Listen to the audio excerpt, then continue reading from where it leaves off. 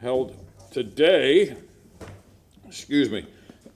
of the 19th of May, 2022 is back in session. Roll call.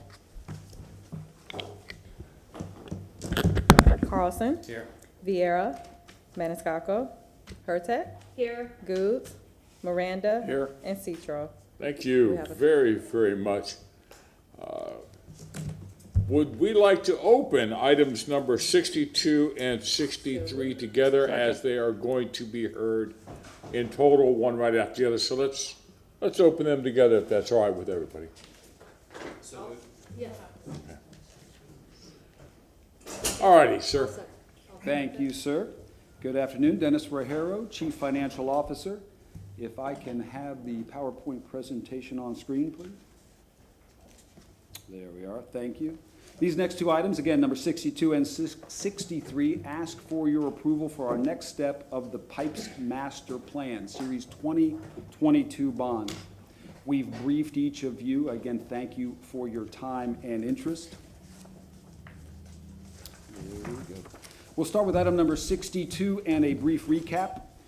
Council will recall a few years ago, in 2019, we did a wide array of community engagement and outreach, and based on that, City Council approved a 20-year, $2.9 billion water and wastewater infrastructure master plan.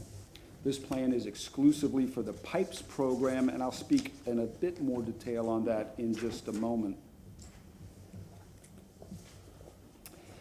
This plan included, for the first time, you'll recall, a base charge that will go up incrementally over time. Very importantly, in an effort not to leave anyone behind, we also instituted a customer assistance program helping low-income households.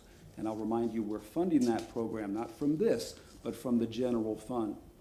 At your request, Councilman Goods, we are going to amplify our communication associated with that customer assistance program, letting the community know and continually reminding them of that available assistance. This plan also included a series of incremental rate increases, that we anticipate will stay sufficient to meet our debt coverage requirements and protect our AAA rating metrics.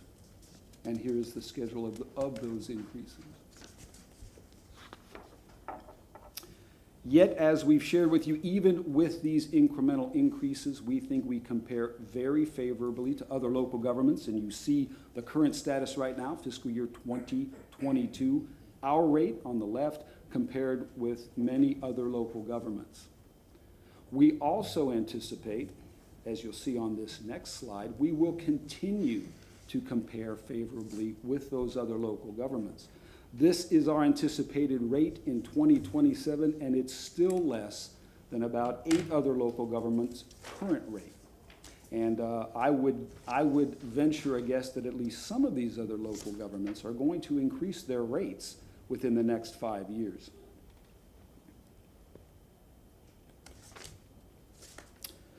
Based on the master plan approval, in 2020, July 2020, we initiated and council approved a $350 million debt issuance.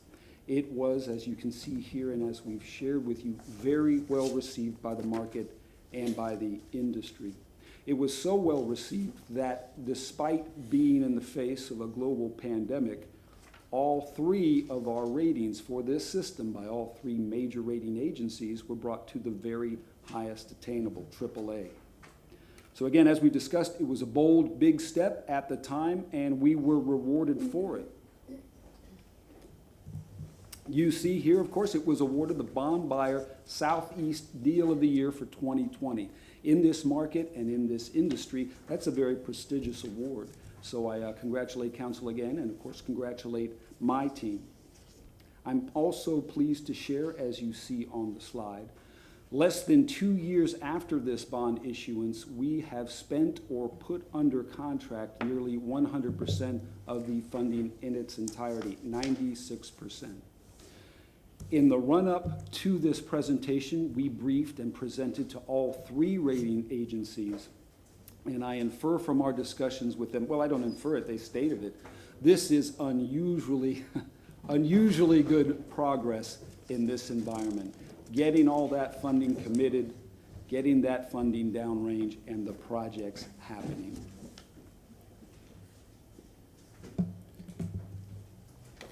This is just a screenshot of one of the many headlines and paragraphs we received complimenting us on our proactivity when we issued those bonds. So we've set up a great framework, and in a nutshell, we want to continue as planned. You see here in the fiscal year 2022 column, that's where we are today. We'd like you to approve issuing about $350 million worth of bonds. Pardon me. And as you can see here, it's part of the overall plan. We still have some significant debt issuances that will be coming before council next year, the year after that, the year after that. Again, depending on conditions in the environment, depending on how much progress we're making. But again, we're moving very, very fast. So what are we asking of council? We're asking these items. We're asking you to approve the project list, which I'll speak to in more detail in just a moment. We're asking you to allow us to do a negotiated sale. Based on the complexity of these transactions and the volatility in the market, in simplest terms, a negotiated sale allows us the best opportunity to hit the market at the right time for us to mitigate the interest rate risk and the volatility. Again, I'll reiterate, the principal is not to exceed $350 million. The true interest cost does not exceed or will not exceed 5.5%. Some of you may recall when we began briefing you about 3 weeks ago, that not to exceed number was 5.25%. It is going up, has gone up. I'll speak a little bit more in a moment about the volatility in this market and the anticipated continued uncertainty. The final maturity date will be no later than 2057. Typically, these are 30-year bonds, but again, in an effort at guarding against the interest rate risk, we want to be able to have the flexibility to go 35 years out. We think it's a good idea to build that flexibility into this issuance. And importantly, that last bullet, the optional redemption first call date, it's about 11 years. In simplest terms, this allows us to refinance our mortgage. If rates go back down, and council will recall in the last few years, with these historic interest rate reductions, we've done just that, and we've saved tens of millions of dollars.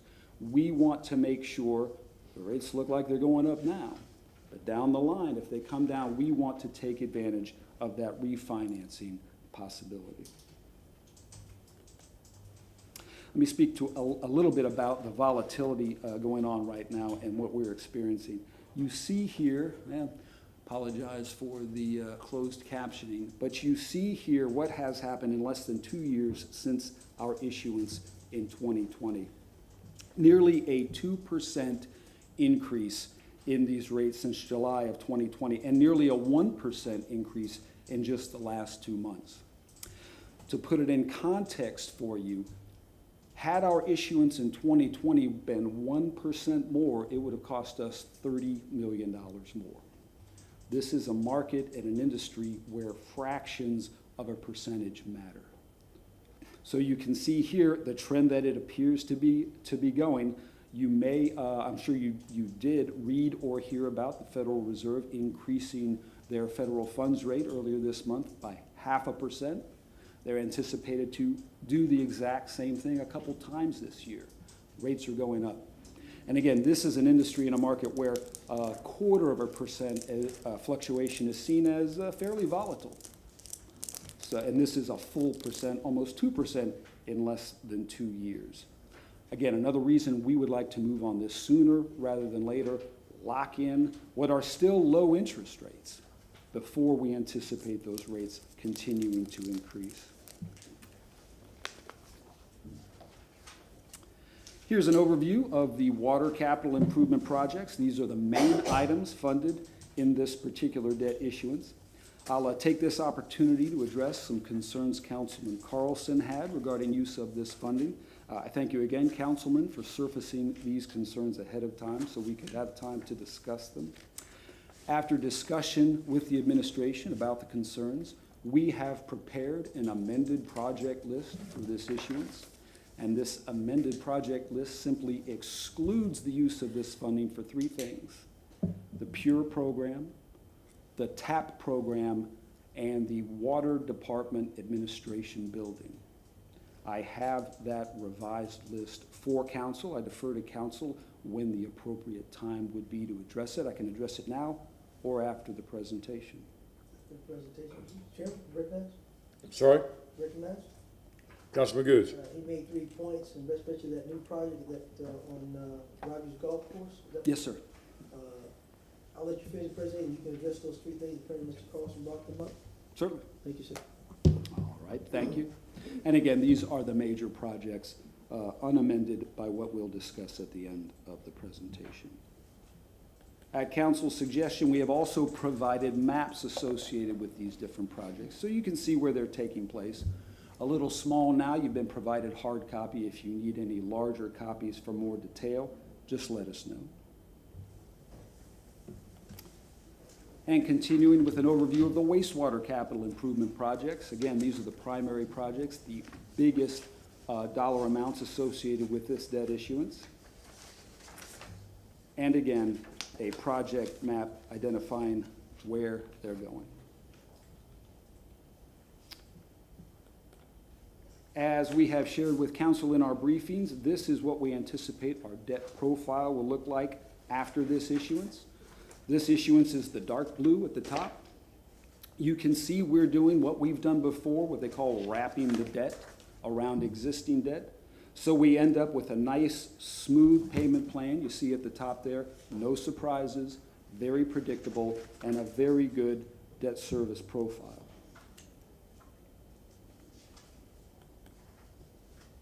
I'd like to talk about the junior lien pledge. Of course, we briefed you on that.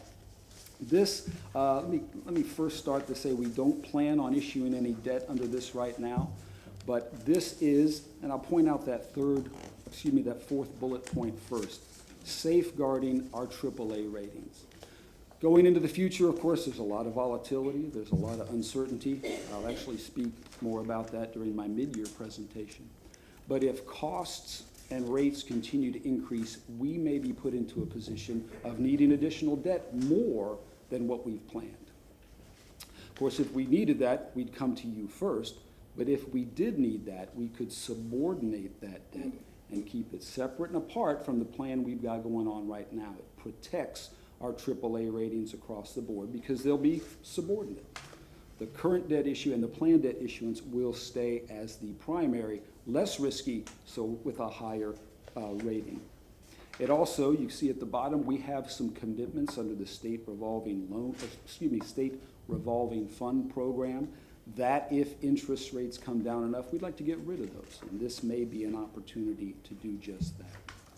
So to make a long story short, this is seen by credit rating agencies as good planning. It's good financial planning. As Mr. Ford, our financial advisor, has said, this shows them we're playing chess, not checkers.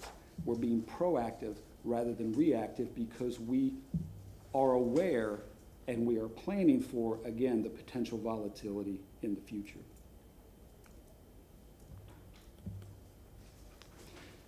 And again, so much weighs on the credit rating, the credit ratings by the agencies because of the cost increases associated with lower credit ratings.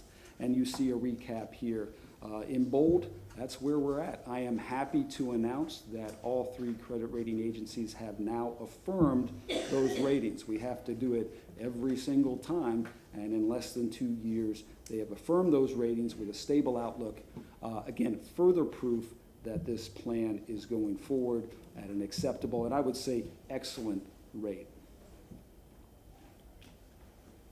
So to wrap up my comments, we've got what we still think is a very well thought out plan. We'd like to stick with the plan. We've got conservative debt projections and annual cost increase presumptions. So we're actively managing the system. We're protecting those AAA metrics. We have our finance team here. We've got our financial advisor, Jerry and Will. We've got our bond counsel, Steve. We've got the budget officer, Mike Perry, and we have myself. We can answer any questions you have. Councilman Goods. Well, thank you for addressing the, what I consider the getting to the people. I'm hoping that, like we talked about, you know, when people open that water bill up, they just look at the dollar amount at the top. They don't look at nothing else. Hope there's a way that we can do something with that so people can see what's going on, making sure that those neighborhood association meetings, especially those seniors who don't know to know. I guess, again, I got to give myself a spanking because I didn't do it for my mother. So I knew, and she asked about that. So we got to make sure that if it's available for those seniors, they take advantage of it because they are hurting. So just want to make sure you can come back to us. We hear about it. I like to know prehand what you're going to do so people can, I can be pretty aware to tell folks in the community, this is coming, watch out for this, look out for that. They need to be able to see it and know something's coming as well. And I know we have as advertising, social media, but again, some of these neighborhood associations, a lot of the older people do go to those and they can spread the word. And again, finding a way to put something else on that water bill so when they open that bill, you know, it's in the corner somewhere to say, what is it? What does this mean? Understood. All right. Will do. And again, I think Mr. Carl, you talked about the couple of projects. Yes. 3 projects. Yes. I know the hot topic is the Rogers Golf Course situation. So if you can just kind of give me a detail on what that's about. Yes, sir. If I can pass this amended Exhibit A. And Exhibit A is the project to this for both water and wastewater. Ma'am, you for hand this to you. I don't want to break any protocol. And that's going to be part of the resolution that's adopted or considered for adoption, this is revised. Yes. Okay. And the changes on the second page, Council, you'll see it underlined and in blue. There's extras. Oh, okay, thank you. I'll give you a moment to review it, but in a nutshell, it specifically prohibits us from using any of this funding for those 3 projects, Pure, TAP, or the Water Administration Building. Also, I guess also known as the Water Center.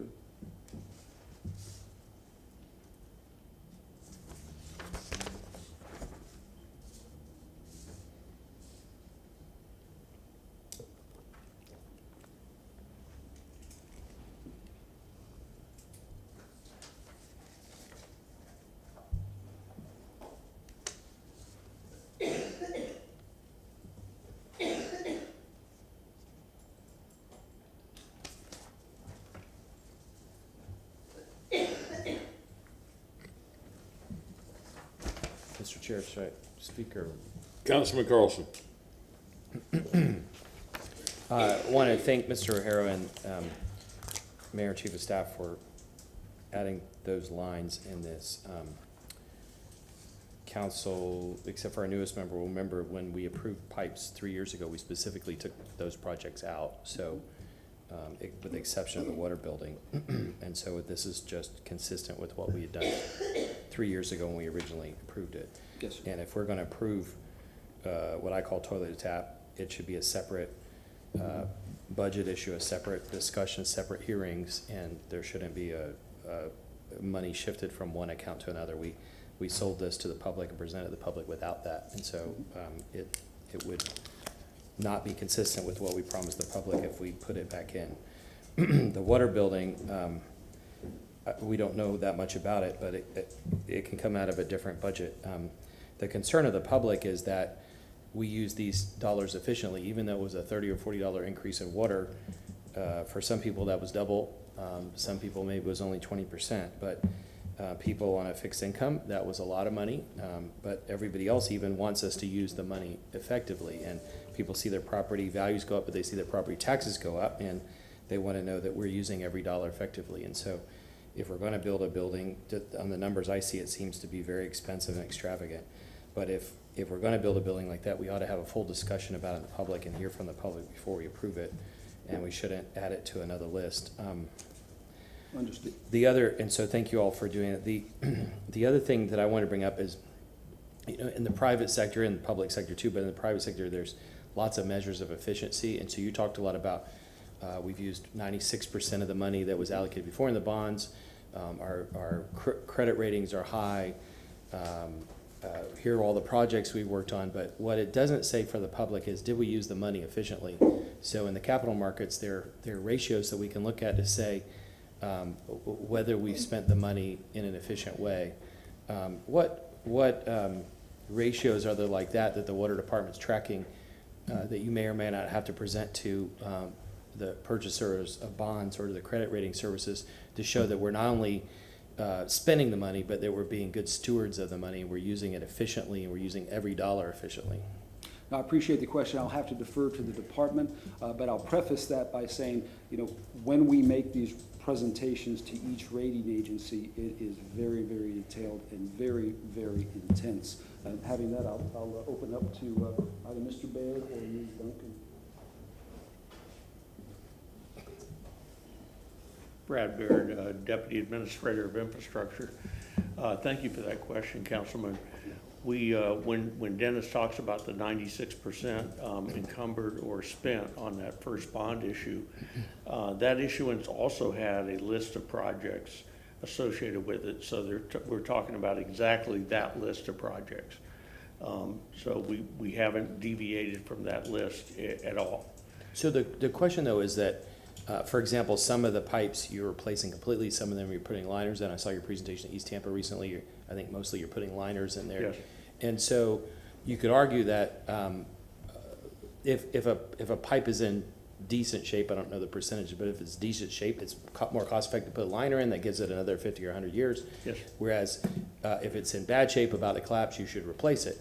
And so the point there is that there are decisions that you all make along the way about efficient use of money. So you wouldn't go to, again, I don't know the percentages, but if a pipe is in pretty good shape, you wouldn't replace it. You would put the liner in because I think that saves money.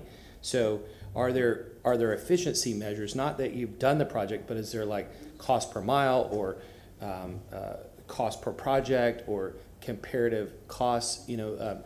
Public utilities can compare costs on their infrastructure to see what the efficiencies are of one utility versus another. So how does our water department compare those efficiencies? Okay, thank you. Now I understand the question a little bit better. So when we started this whole process, we, if you recall, back in 2019 presented, we had 4 master plans, one for each plant and one for each of the line systems, and then the pump stations were included in the plant for wastewater. So in those master plans, we prioritize the worst of the worst, the ones that should be done in the first 5 years, the next 5 years, and so on.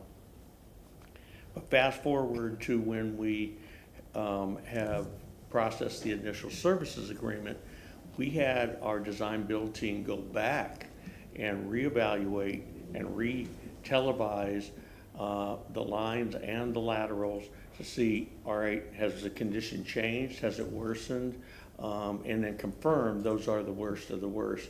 And then determine at that point, okay, this line will be replaced, this line will be lined, and then get down into actually what type of construction, including whether it should be directional drilled, replaced in place, pipe bursting, that kind of thing. But is there, sorry to push this for a second, but is there a ratio or some kind of financial measure to look at efficiencies used? For example, if three companies are competing with each other and one's buying products in the US, another's buying Mexico, another's buying China, if the quality of the product is the same, they can look at the prices and then the shipping and try to figure out, which choice is best to source their products.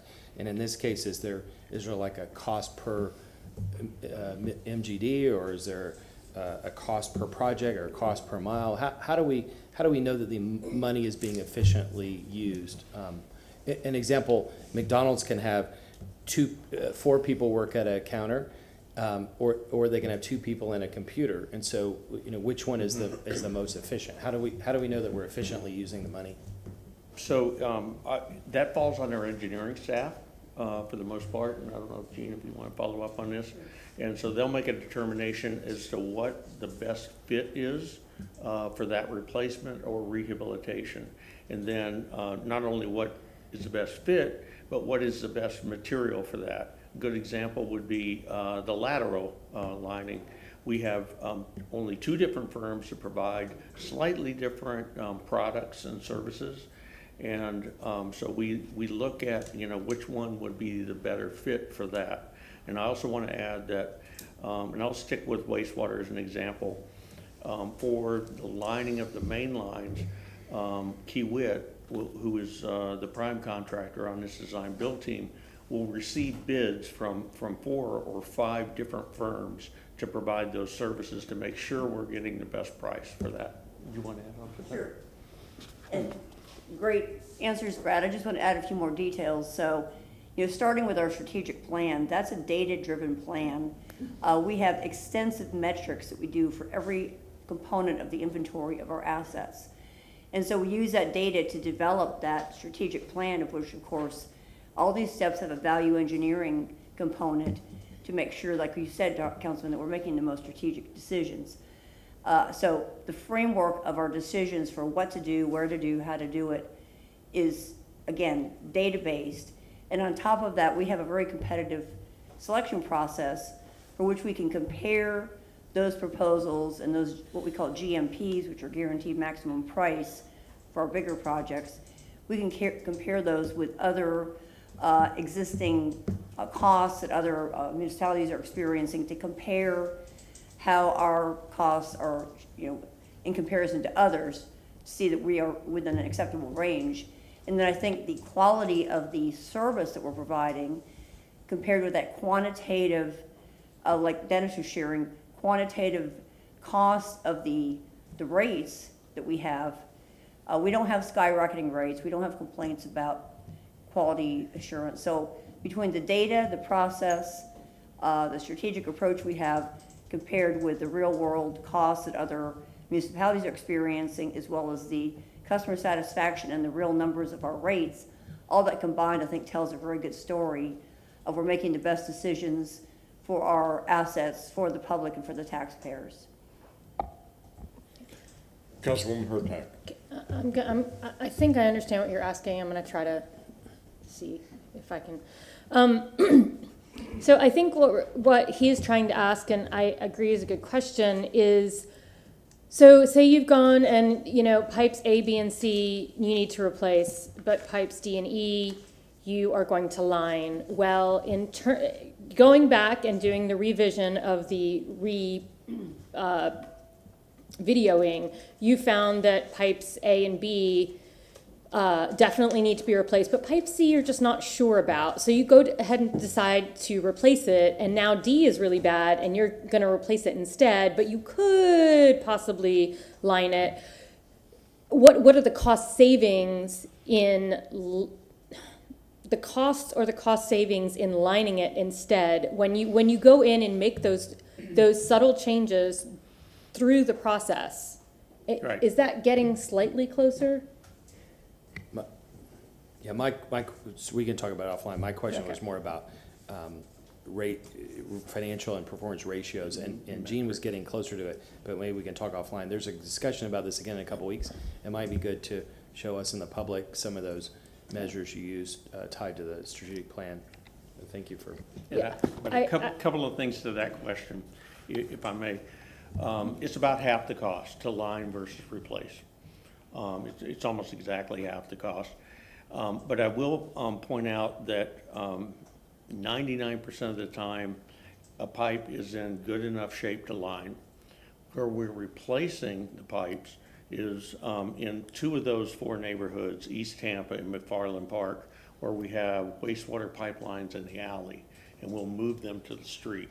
And that would be considered a replacement. So we are, the technology has become good enough to where we can line all the pipes and get another, as Councilman said, 50 to 100 years of life out of that. And it also minimizes the disruption in the neighborhood. So, I hope that helps. Mr. Chairman? Councilman Goode. I was kind of boiling that into her question and his question. We talked about the conditions in the areas of conditions.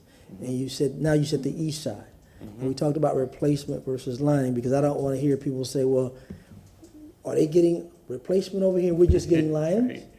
I think we talked about that, so people can know the cost effectiveness of, well, who's getting what and where they're getting it at. Right. So I think for a metric point is to make sure we have a schematic saying, well, if the east side has bad pipes, we replaced this, and this. We did lining, so people actually know why someone got this versus that. Because I guarantee you, people question those kind of things when they're looking at the city. Well, who's getting what?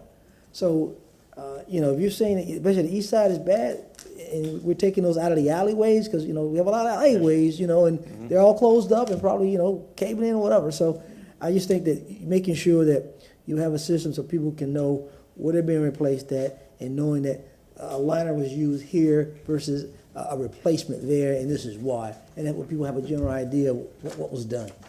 That will be Especially from my side of town, because they always cry that we always last and we're spending money, but did we get any good stuff? Did we get the good stuff? So, and then, people think about that. I'm being honest. No, that's a very valid concern, and thank you for that. That will be part of our public engagement program, obviously, to educate exactly what's happening with your property. I will say that all of the back to fronts, what we call back to fronts, moving the pipeline from the alley to the front, are in McFarland Park and East Tampa. The other 2, Forest Hills and Virginia Park, are only getting lining. So no new pipes in those 2 neighborhoods for wastewater. Any other comments or questions?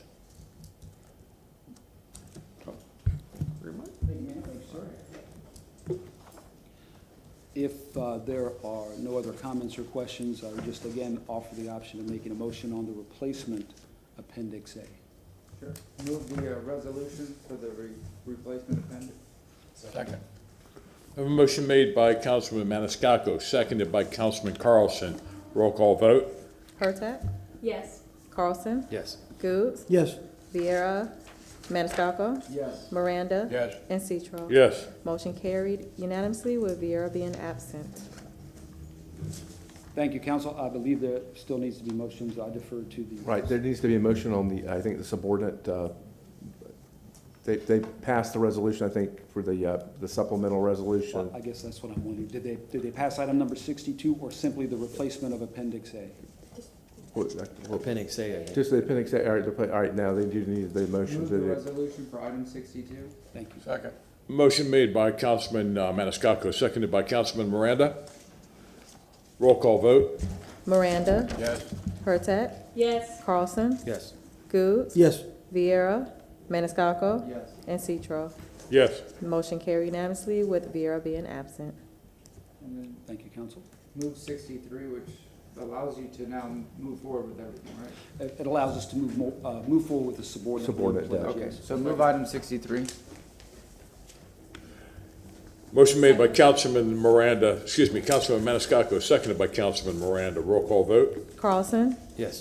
Goods, Yes. Vieira, Maniscalco, Yes. Miranda, Hurtak, Yes. and Citro. Yes. Motion carried unanimously with Vieira being absent. Thank you very much, council. Thank you.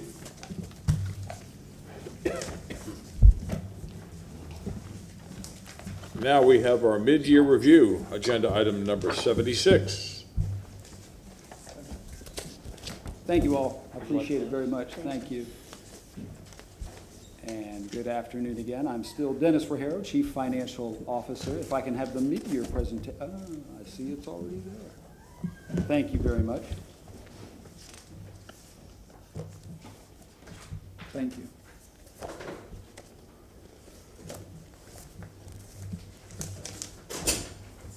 There you go.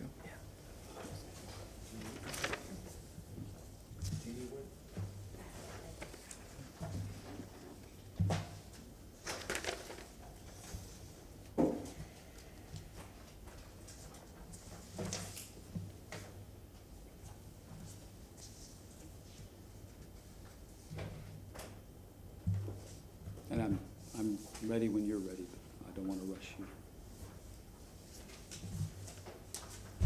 All right. Thank you again. As we do just about every time this year, Council will present the status and some of the highlights of the current fiscal year, both as to how they relate to the uncertainties and volatility I spoke of earlier, and also how well the city's doing coming off of last fiscal year and as we prepare for the fiscal year 23 budget. As we typically do also, we'll start with a brief recap, a brief refresher of the budget as it was adopted last September, $1.8 billion. And as is typical, and I don't see it changing, the two largest components being the general fund and the enterprise fund. Pardon me. You can see that those two items make up about 3/4 of the entire $1.8 billion budget. Getting into a little more detail with those two primary funds, you see on the left the general fund and on the right the enterprise funds. As is typically the case, again, the general fund funds public safety, it funds parks and recreation. The back office central government efforts, and including revenue and finance, by the way, and a public works component. On the right, the enterprise funds, those are where we place our businesses, if you will. The water department, the wastewater department, the solid waste department, the parking department.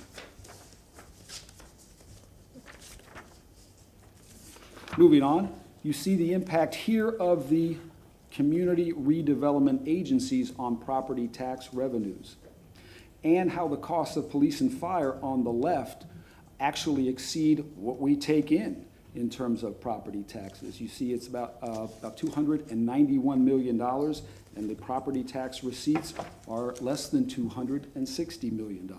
Again, that is typical, but we like to emphasize the general fund, of course, because that is the most valuable funding that the mayor and city council has to work with. It is the dollar that is more valuable than the other dollar because it can be spent on anything. But because of that flexibility, it is also probably one of the most in-demand funding sources because you can spend it on everything. As council knows, and as we've discussed, you cannot take water revenues and fund the police department with it, for instance. But you can take the general funding and do whatever you'd like.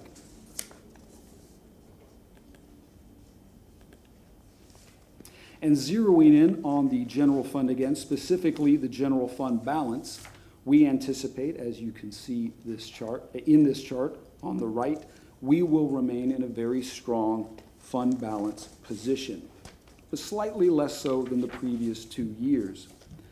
As our budget increases, of course, our required amount for fund balance associated with both our policy and our goals also goes up. And that's excuse me, I gotta take a sip of water in my throat. And that's very apparent on the right. The funding is going up, but the percentage as a portion of the general fund actually goes down. Not unusual. I anticipate that will continue on forever. But it's a little counterintuitive, but I think this graph does a very good job of explaining that. As you can see, we still anticipate a fund balance well above our 20% policy. Our 20% policy, and I'll say to you exactly what I say to the rating agencies. It is a floor, not a ceiling. We continue to have a goal of fund balance well in excess of our 20% policy. And I want to thank council again for always showing support for very strong fund balances. So that's the good news. And I don't want to say it's bad news, but we have a number of challenges facing us. Whether you talk about the global economy, the supply chain challenges, the potential wage price spiral you may hear about, bringing it down even locally. As council knows, we are negotiating with all 4 collective bargaining units right now. We're experiencing the highest inflation in about 40 years. And in part because of that inflation, more and more experts are talking about a potential recession. Okay? A recession is not an unknown part of the business cycle. It's an accepted part of the business cycle, but of course nobody wants to go through it, and we hope it doesn't come to that. As council is aware, and as we've discussed, and will probably discuss again, we continue to have affordable housing challenges. The success of the All for Transportation initiative is uncertain. That's how I'll phrase it. What do we do if that doesn't pass? You will recall we were caught on our back foot when it passed, and then the funding was held in escrow, remains in escrow, and we can't access that funding. As council is well aware, and as we've also previously discussed, the community investment tax sunsets in 2026. That will be a sizable vacuum. We anticipate $27 million this year in community investment tax. As council is aware, we rely on that to heavily fund vehicle replacement, including public safety vehicle replacement. What will we do if that funding goes away? All of that, and we still have deferred maintenance needs that we haven't caught up with from the Great Recession. We were, and I think are, doing a great job of catching up, but we're not there yet. So very strong financial footing, but again, we have some headwinds and some challenges. I will say one final thing on a fund balance and strong fund balances in general. Prior to the pandemic, you may have heard, I know we heard in our profession, more and more talk about fiscal sustainability. And the pandemic hit, and the increasing talk and knowledge about climate change, the term fiscal sustainability continues to get more and more play, and for good reason. That is being able to sustain these known unknowns, I think it's been called. You know, emergency management will tell you, and I may have said it before, things that have never happened happen all the time. And how fiscally sustainable are you as a local government to weather these unknowns?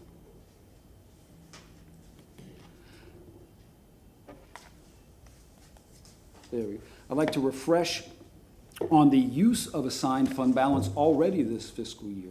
We have used about $9.5 million to fund council and the mayor's priorities this year over and above what was included in the adopted budget. You see in the leftmost column, affordable housing. So far, we've appropriated for the first time general funding for affordable housing assistance to the tune of $6.5 million. In the middle column, you see about $2 million for fire rescue, again, over and above what was already adopted. And that final million at the bottom there, that's the Tampa General Hospital, that disease research associated with the pandemic. On the bottom right, you'll see we still have about $3.5 million that we've identified out of assigned fund balance that can still be appropriated. We anticipate coming to council in the very near future, because we got about 4 or 5 months left in this fiscal year, to appropriate that funding for anything from deferred maintenance for parks and recreation as we await the master plan, to potentially more funding for affordable housing, or to simply retain it for emergencies.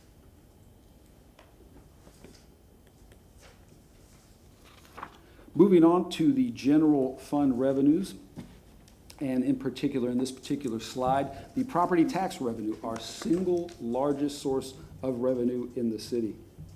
It is just slightly more, we project, than is budgeted, another indication of a very strong environment. This is the city's 9th year in a row of increases since the Great Recession, although the pace of increase is slightly less than the previous 2 fiscal years. In about 2 weeks, we'll get the preliminary taxable values for the next fiscal year. We anticipate they will be very strong. So you see a nice, strong upward trajectory there, and we anticipate more very strong property tax information in just a couple of weeks. The electric franchise fees are notable because they have reached pre-pandemic level. We're very pleased with that. At $30-odd million a year, that's a chunk of change that we rely on, again, for our general fund. The next slide is the half-cent sales tax. You see it's very, very strong. We budgeted $38.1 million. We think we're going to collect $40 million. Consumer spending remains very, very elevated. In fact, the larger question is, can that consumer spending stay at that level? At about 3/4 of the entire U.S. economy, consumer spending is a very big driver. We implemented the internet sales tax, and you see that as a result there, even in excess of what we've projected. Again, very, very strong.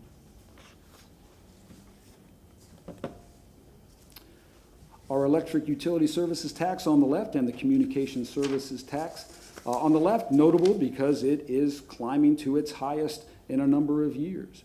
I will point out the communication services tax because despite its lower trajectory, it is evening out. Some council members will recall it used to be twice that much, just about 10 or so years ago, and it was it precipitously dropped. It is evening out. We're pleased to see that because, again, $17 million is $17 million. Moving on to expenditures, and one of the city's biggest expenditures, because of course nothing happens without people, personnel costs. You see we are almost dead on in our projections. It'd be lovely to be coming in less, but we are very pleased with the accuracy of the projections so far, and we attribute much of that to the OpenGov software that we've talked about so much. It allows us to have a number of different sandboxes, slice and dice the data in a number of different ways that leads to a more accurate projection. Speaking of OpenGov, as we've discussed in the past, we have developed a training curriculum for that tool. The more I discover about it, the more useful I find it. So we'll be reaching out to your offices to schedule time based on your calendar, pardon me, and your interest to walk you through that, instruct you on how to get the most out of that very, very valuable tool.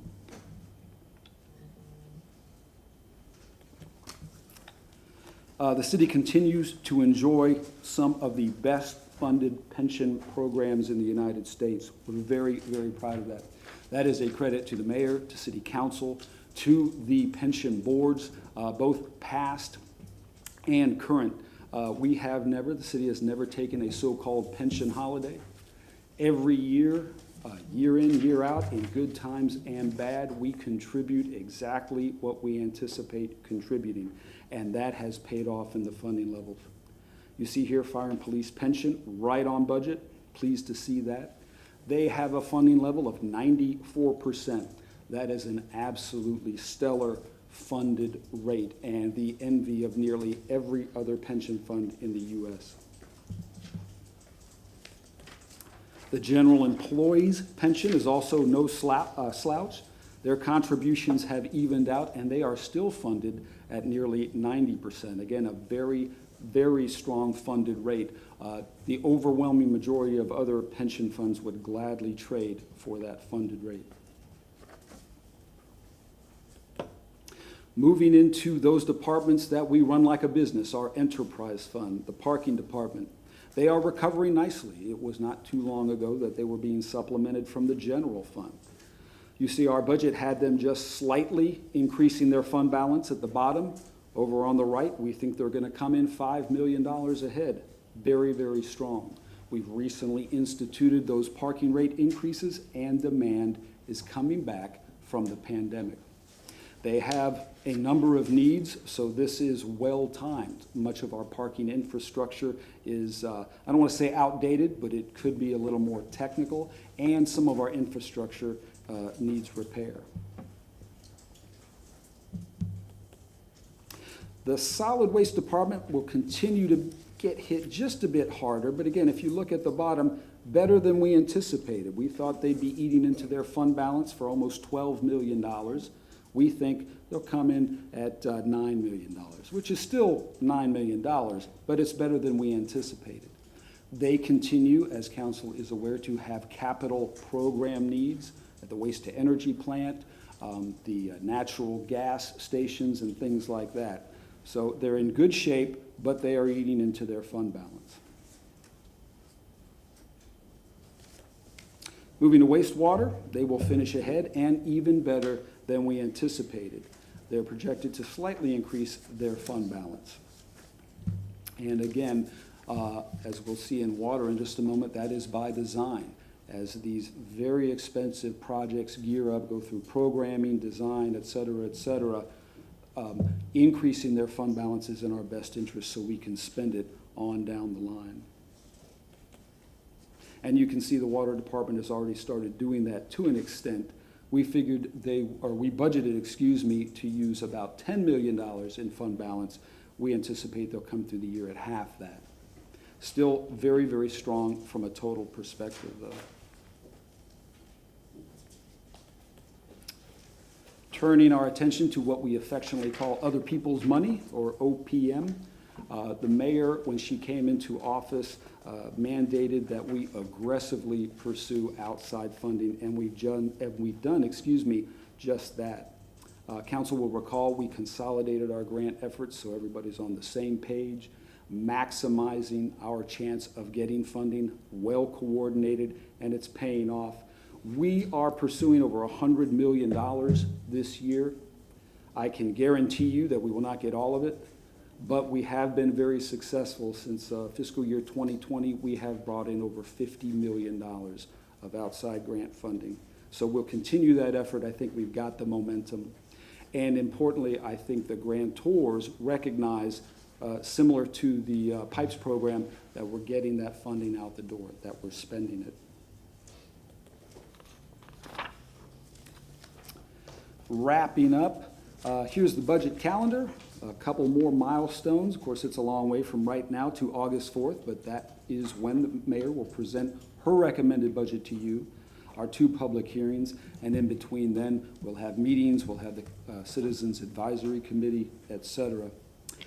I would just like to close by saying, if you walk away from anything from this presentation, walk away with the knowledge that we are in a very strong position, but again, we've got quite a few challenges ahead of us.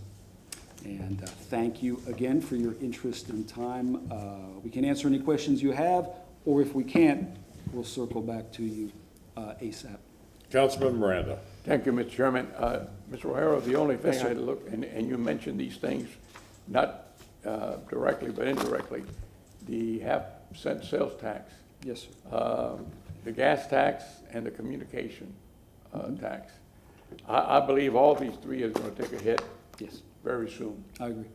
And the half-cent sales tax certainly a little later than sooner, but still in 2026, that's around the corner. Mm-hmm. It'll end. And up to now, I've heard no movement in any replacement of that.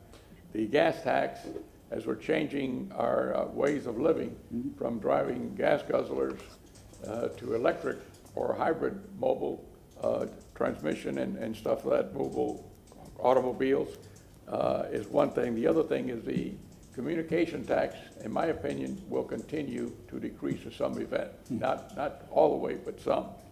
So those are the 3 challenges without looking in too much into the future. But I think that the gas tax in 2025, 26, when also the half-penny sales tax, this year just under 5% of the cars sold this year are going to be electric. But it was 0% 4 or 5 years ago. So we can say we went up 5% and we went up 5,000%. Makes no difference how you look at it. You started at 0. So when you look at these things, you have to give, in my opinion, some consideration, and it's a guessing game. What's going to happen in the near future? You got to be a forecaster. You got to go see a psychiatrist to tell you what the numbers are, because they're going to drive you crazy. The half-cent sales tax ends in 2026. That's the last bite at the apple. Yes, the gas tax will continue to diminish itself as we go more and more into transition of other forms other than petroleum. And the communication tax, same thing in a way. So those are the things that I see that whoever sits here and this side and on that side, it's going to have a challenge in the next, after the next 3 or 4 years. Thank you, sir. I agree. I agree. It's not if, it's when. Unless we come with some type of replacement. Is it true you can buy by the mile? Now we're going to charge you by the mile that you drive your car. Right, I'm more than willing to pay my fair share.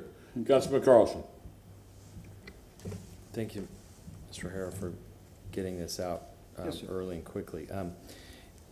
I don't have the numbers in front of me, but as I remember it, 2018, the budget was around 900 million, maybe a little bit more, and so now the total is about 1.8. Can you just explain for the public what the difference is? If somebody just looked at this, they would say you've got 100% in 3 years change. Why? Can you just explain that? Yes, absolutely. And I understand that perception. I would start with the aggressive use of capital improvements. Our capital improvement plan has also grown appreciably. Much of it due to the PIPES program, but not all of it. But I'll take that thread of why we are pursuing the PIPES program so aggressively.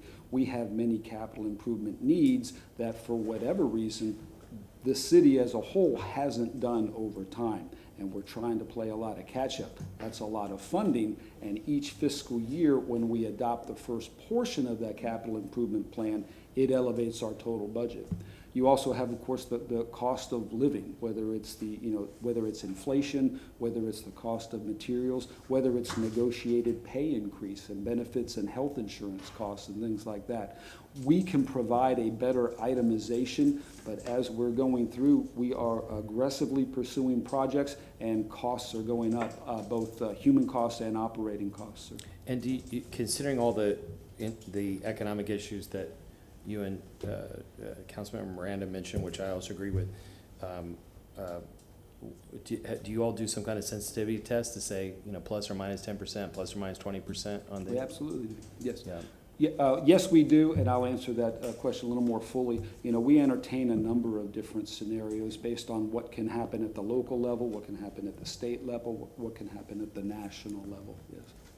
And then on the fund balance, thank you for being aggressive about that. It's something I know I pushed for starting in '99, and I think others as well. But knowing that we may be facing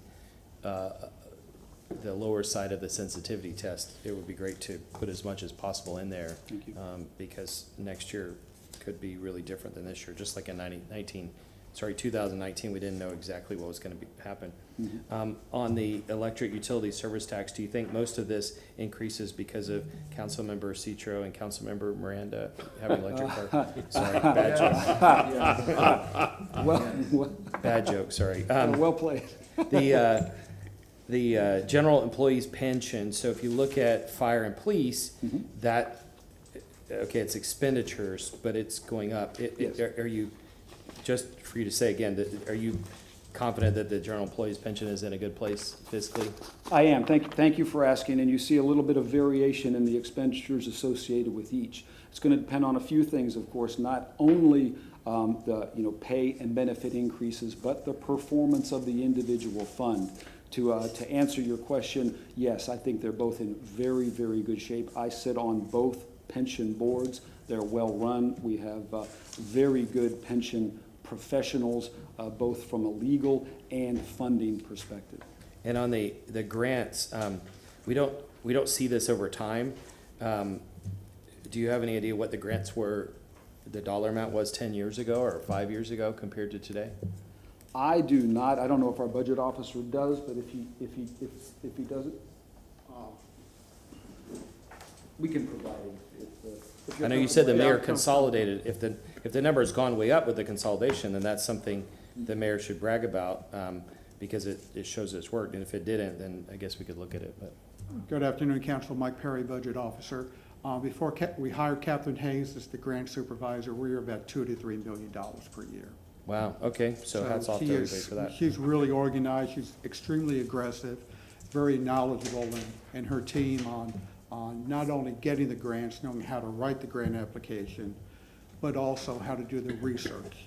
Well, thank To give you you. an example, we've never received competitive housing grants, that we've done 2 this year.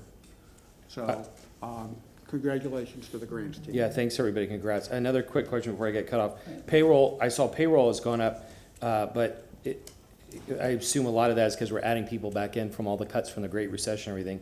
But do you feel like the economists are saying now you have to give a 5 or 7% raise just to stay even with inflation? Do you feel like we're staying even with inflation on employees, or how are we doing there? Well, that's a very good question. It genuinely is, because that is entering into our discussions as we negotiate with the collective bargaining units. And I'm sure you'll see and hear some of that discussion taking place nationwide. It's the highest level of inflation in 40 years. The question, of course, further to what Councilman Miranda said, how long is it going to last? Has it peaked, and when will it start to go down again? Smarter people than I don't know. So I simply don't know, but we are considering that as one of the variables, not only in forecasting expenditures for the future, but in negotiations. One last question, if I could. The general fund, $484 million. What do you expect that to? I didn't see a chart. What do you expect that to be in 2023? And is there, once you account for inflation, is there some bucket of money? We know that our constituents are asking for parks and sidewalks and potholes and all kinds of things. So is there any budget of money that we can talk about applying, or is all of it going to go toward inflation? That's another good question. If I'm looking forward, I think a component will need for inflation, but I also see, and this will be part of the fiscal year 23 budget process, both with council and the Citizens Advisory Committee.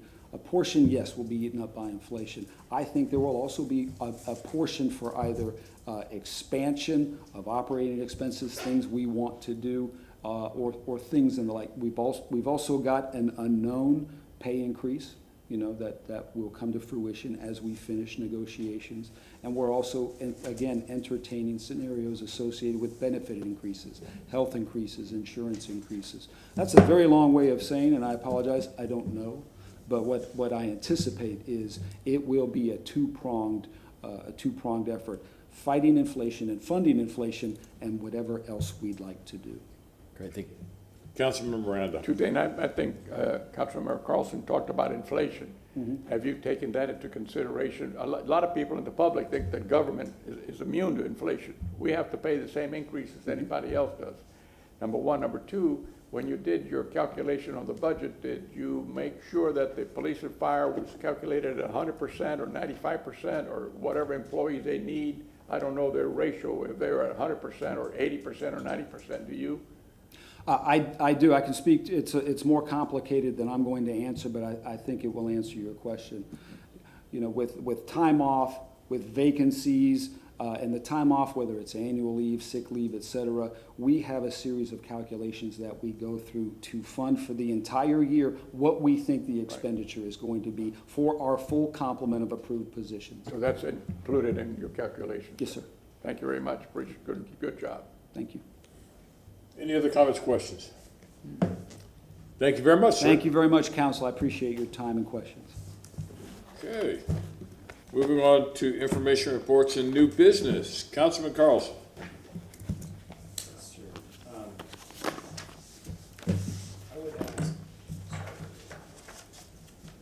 First, I don't know if you all mentioned it as being a miss, but Lisa Cheshire passed away, and we gave her accommodation a couple months ago while she was still alive, but I just want to, for her family's sake and the community, just acknowledge that we all will miss her, and we hope that others in the community will step up to support the efforts that she was involved in. Second, I'm going to be out of the country on a business trip June 2nd, and there are 2 items scheduled on June 2nd that I would like to move. It's the second and third one from the bottom, staff to propose ordinance that require 10 days notice, and the other one on Public Works Department presenting cost savings. I'd like to make a motion to move those 2 to June 16th, please. Second. Motion made by Councilman Carlson, seconded by Councilman Miranda. Let's do a roll call vote, please. Hurtak, Yes. Carlson, Yes. Goods, Yes. Viera, Maniscalco, Yes. Miranda, Yes. and Citro. Yes. Motion carried unanimously with Viera being absent. On June 16th, also, I wonder if we could add a staff report. For about 3 years, I've been working with chief of staff and other leaders in the city on a parking situation on Deacle Avenue in South Tampa. And it is somewhat representative of changes that are happening in the rest of the city. And I wonder if we could just ask, it's not something that they'll have to do a new report. They're already in the middle of it. So I just asked for them to give a public update on the Deacle Avenue parking situation on June 16th. Second. We have a motion made by Councilman Carlson, seconded by Councilman Miranda. Councilman Carlson, do you want to put a time on that? On how long they can present? Yeah, yes. Oh, yeah, not more than 10 minutes. Okay, Thank you. thank you. Roll call vote, please. Yes. Carlson, Yes. Hurtak, Yes. Viera, Maniscalco, Yes. Miranda, Yes. Citro. Yes. Motion carried unanimously with Viera being absent. The last one is related to that. If we could also on June 16th have a staff report on any changes staff might recommend, and if they need more time, they can come back and ask us. But what changes staff would recommend for the zoning or permitting of restaurants in the future. There's a different situation because of COVID and the delivery services where the parking requirements for restaurants is changing, and there might be some restaurants that are more geared toward delivery services than for eat-in, and so this would be a discussion about whether we need to have a separate category for restaurants that are mostly delivery services. Councilman Carlson, 5 minutes. Okay.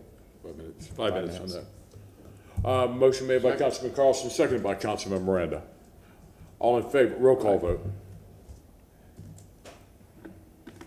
Viera, Hurtak, Yes. Carlson, Yes. Goods, Yes. Maniscalco, Yes. Miranda, Yes. and Citro. Yes. Motion carried unanimously with Viera being absent. One last thing, I think we ought to, not a motion, but I think we ought to briefly discuss the process and format for Monday. My proposal is that we each just go down the line and depending on what you're the chair, so you can decide this, but that we would each propose whatever it is we propose. We have a discussion, we hear from the public, and then we vote on what we ask staff to bring back to us. So you may have different thoughts, but I just want to throw it on the table. Any other council person would like to speak to that?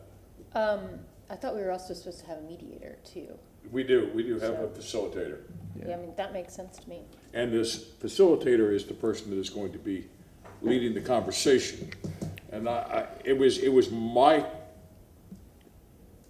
understanding that this would be an interpretation and the discussion with the facilitator and the council members that would lead to any type of motion or action taken after that. I would suggest, we don't have to make a motion on this, but I would just suggest for expediency's sake that we ask the chair to coordinate with the facilitator and or Marty on I mean, several of us were on the Charter Review Commission with you, and so I trust you to put together a format that will be fair and get to the right results. Marty and I had, Mr. Shelby and I had been talking, he had been talking with the facilitator, and I had expressed my concerns, and the facilitator will be leading this meeting. Okay, thank you. Okay. And while we're on that subject, it is concerned to me about public comment that day.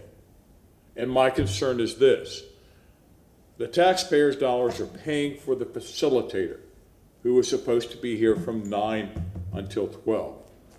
The public comment tends to take an hour and a half. That's an hour and a half of the facilitator's time. It is my opinion, I would like to separate the public comment. We have public comment that comes from people that is just public comment. If someone wishes to comment on any action or any comments that are for the charter review, I would ask them to make their comments after the facilitator closes and before any action is taken by us.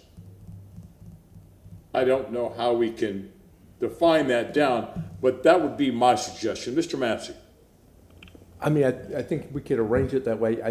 The important thing is before you take any action, you do Public need to have- comment, yes. You do need to have public comment before you take any formal action. But at the beginning of the day, I would like to have public comment, but if someone is going to talk to anything concerning the charter review or the charter revisions or the discussion or the interpretation would be done after everything is said and done before any action is taken.